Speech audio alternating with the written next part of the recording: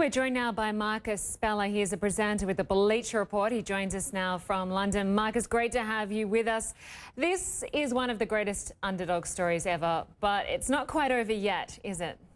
No, it's not. I mean, Leicester, I think that was actually not a bad point Leicester got at Manchester United. It puts pressure on Tottenham Hotspur, of course, chasing them in the Premier League to go and get a win against Chelsea. And Chelsea and Spurs have a rivalry. Chelsea won't want Tottenham to win the league. So I think that Tottenham could slip up tomorrow night and hand Leicester the league title. But if they don't, Leicester can then win the league at home against Everton in their next match, which would spark wild scenes in Leicester, certainly. That, of course, would be the preference, wouldn't it? Because if it comes tomorrow, it might be a little bit of an anticlimax. True, but I think if you ask anybody who's a Leicester fan, they just want it done. They just want it over. They don't care how it's done. They want to get over the line. Yes, in an ideal world, they would win it in front of their home fans, of course. But I think Leicester fans, tomorrow is a public holiday in England. So if they can celebrate with a league title win, they'd certainly take that all day long. Looking at today's match, it's quite interesting to note that this is one of the teams with the smallest budgets, Leicester City versus Manchester United, which has a massive budget.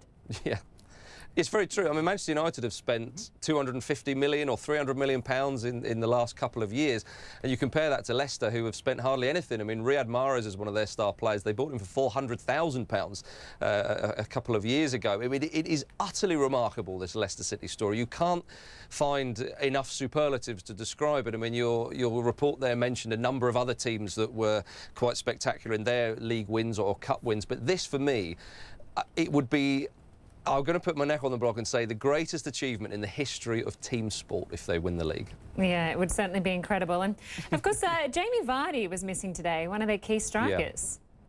He was suspended. He got sent off a couple of games ago and then said some rather naughty things to the referee, and he got an extra match ban for that. But he's now back for the next game, so maybe the fairy tale will be that he scores the winning goal against Everton at home in their next match to win the league, which would be quite something for a guy who was playing amateur football 4 or 5 years ago. And it's not like he's 23 years old and he was playing that when he was in his late teens or something. He's 29. So his story in itself is remarkable. And then, of course, you have the bigger picture, which is Leicester City. Yeah, and talk to us about that bigger picture. Why has this team gone from strength to strength? Well, the great thing is nobody can make any sense of it, which is the absolute beauty of it. I mean, Leicester have got a team who they have great cohesion, of course. They all work hard for each other. They've got a decent manager, but there's a number of other factors. I mean, I don't want to diminish their achievement, but obviously they haven't been playing European football, which a number of the other sides have. So Leicester can play every game like it's their last. They can run around, they can put everything into it and have that higher work rate. When you have a number of other games, it's obviously a little bit more difficult, but that doesn't take away from their achievement at all, because they've done this with a small squad. I think sometimes just the stars align in a certain way and an opportunity opens, and my goodness, they've taken it. I mean, yes, some of the other sides like Chelsea, Manchester City, Arsenal have been a bit poor by their own lofty admissions or standards. But Leicester, the cohesion they've had, they've just ran with it. You know, like I say, once in a while a blue moon appears and you've got to go for it. And my goodness, haven't they just? Yeah, the stars are certainly aligned. Marcus Speller, great to have you with us. Thanks so much. Thank you. Let's talk a little bit more about this with CNN's World Sports. Patrick Snell, this was a tense match today. It certainly was, yeah. Leicester coming close, but in the end, they must wait just a little bit. Maybe within 24 hours, they will be crowned champions of England.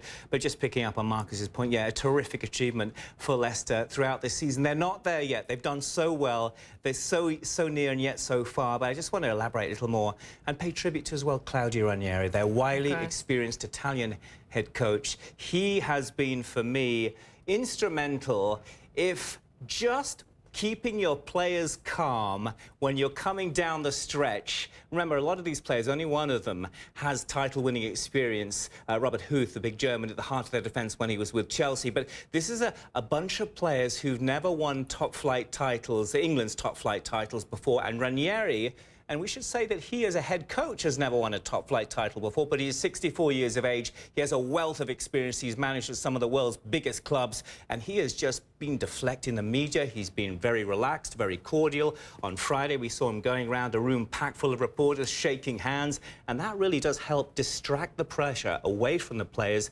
They're able to focus on the job in hand, and he's done a wonderful job doing that as senior Ranieri, and he must take huge credit. But we've just been listening to some Chelsea players after the game, and they were asked, where are they going to be watching the big Chelsea-Tottenham game on Monday? They're apparently, reportedly at least, going to be gathering together at least to try and watch it together, because there's going to be one huge party depending on the result in that game. There's a really good chance they'll be crowned champions of England for the first time ever on Monday. And you know what? Even if they don't, they can do it the following weekend when they take on Everton at their own King Power Stadium. It's not too much pressure. It's good they've got a couple of chances. And I wonder whether their manager might be serving them pizza tomorrow as a bit of a reward. They deserve at least that. Yeah, of course. Yeah, he did that periodically throughout the season for a limited amount. Get me a certain number of clean sheets by a certain point of the season, and it's pizzas all round. But it's that kind of thing. There's more method behind that apparent madness, because it's team bonding. Players respond to that. They pick up on that, and in turn, what happens is they go out on the pitch and they give their all for their manager. They are sweating blood, quite literally at times, for their manager, and it's just wonderful to see. This is the ultimate fairy tale. I've been referring to it on air as the unthinkable dream. Well, it really is almost reality now, Linda. It really is a Hollywood ending. And of course, I get very motivated when someone shouts me pizzas. Clearly, that's helping. I've got one on your desk right now, so there you go. I'll stick around for a few extra hours. Okay. Patrick Snell, great to have you with us. Thank you. Well, you're watching Connect the World. We'll be right back after a very short break. Stay with us.